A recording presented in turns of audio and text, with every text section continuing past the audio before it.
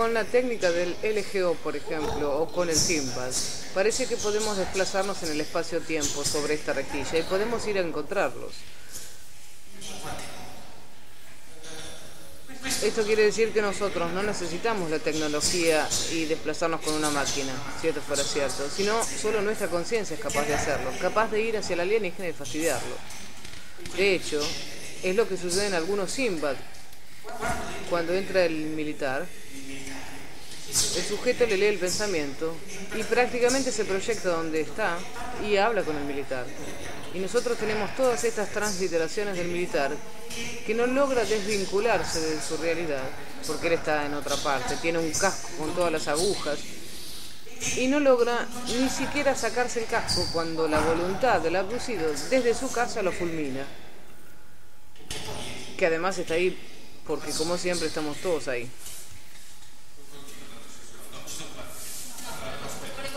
Quería decir algo que sale un poco del argumento cuántico. Me sucedió un episodio que tal vez les dé risa. Mientras estaba de vacaciones hace 6 años, me ocurrió de ver a 3 personas y yo no estaba absolutamente pensando sobre estos temas. Estaba sentada a la mesa en un restaurante y ellos me comunicaron así, instantáneamente, que eran alienígenas. Padre, madre e hijo. Me miraron solamente a mí, consecutivamente. Así, el padre miraba, comunicación. Madre, mirada, comunicación. Hijo, mirada, comunicación. Y yo me asusté. Y los observé. Estaban siempre callados. No se hablaron nunca, como si se hablaran telepáticamente. Pero en un momento he escuchado que hablaban y se movían como dice usted, tipo Andreotti. Y además la voz era rara. Luego los escuché porque había pasado algo con una señora que me había pedido talco para su bebé y yo le dije que el talco hace mal.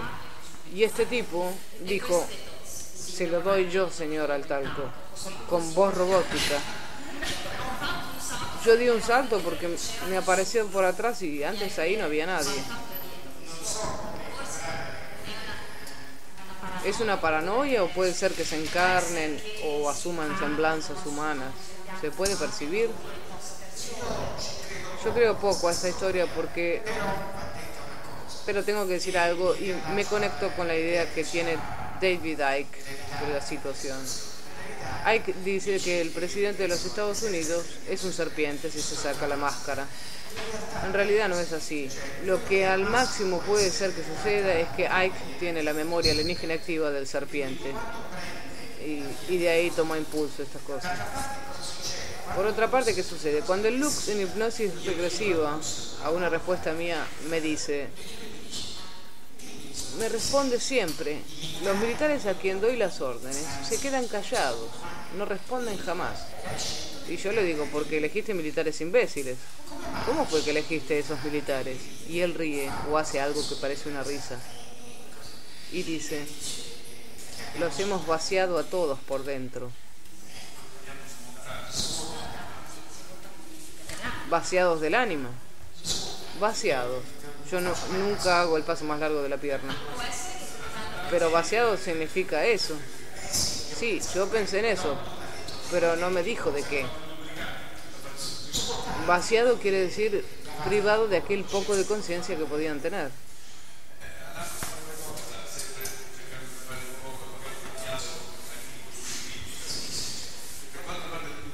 Otra cosa, con respecto al hinduismo, me parece que el argumento de quien tiene ánima y quien no, me parece que el hinduismo concibe que todos tienen un ánima pero de diferente tipo, 3 tipos distintos. Habría ánimas que morirían con el cuerpo, ánimas que sobrevivirían por un poco y ciertas ánimas que son inmortales. Me parece más realista esta posición respecto de aquella dicha por los alienígenas, que ánima está o no está, como si fueran graduaciones. Sí, ¿yo qué tengo que decir? Quería decir que al comienzo de esta investigación, este asunto del ánima no me interesaba, yo soy ateo. Luego comenzaron a contarme esto me lo dice una parte anímica, luego otro abducido, una memoria alienígena activa, ha comenzado a relatarme lo mismo, luego otro abducido con un ringio dentro, luego otra ánima. Todos me daban este tipo de indicación. Y sobre esa base es que yo digo, miren, me dijeron esto. A mí me cierra en definitiva, porque se ve en la calidad diferente cuando tienes, por ejemplo, 250 estudiantes y solo el 25% ha entendido algo y los demás no.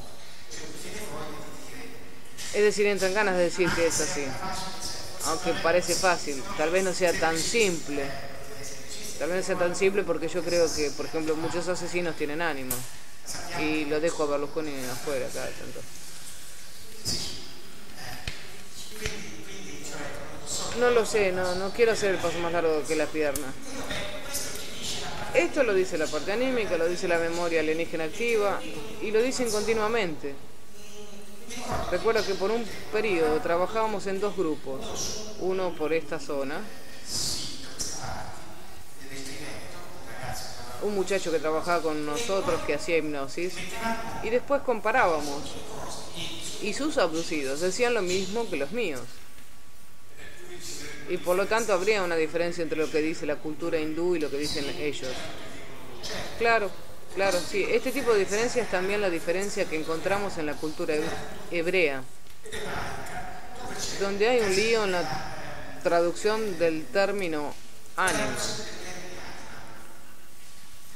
donde ánima y espíritu son a veces traducidos con dos palabras iguales, a veces diferentes. Ánima tiene dos traducciones diferentes, un gran lío. También en la historia hebrea, que hoy revemos y retraducimos en italiano, encontramos ánima y espíritu un poco puestas así nomás. En el Evangelio de Tomás se puede claramente entender que está Judas, que es inmortal, porque tiene ánima, y los otros no. Tú eres hijo de Set, los otros no. Habría que encontrar un ámbito para profundizar mejor. Absolutamente, pero eso necesitaría mucha cultura. También en el estudio de las lenguas antiguas, del hebreo. Claramente que yo no puedo tener. Pero es importante.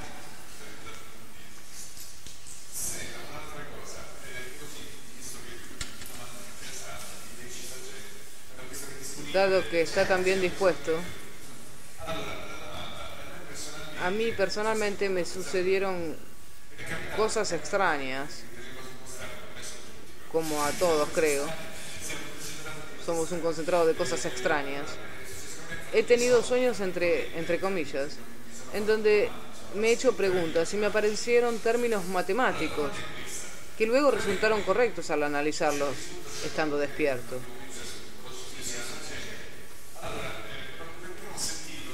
Y hoy hemos escuchado que la parte matemática no tiene que ver con la parte anímica. Entonces, ¿qué son estos sueños donde aparecen fórmulas matemáticas?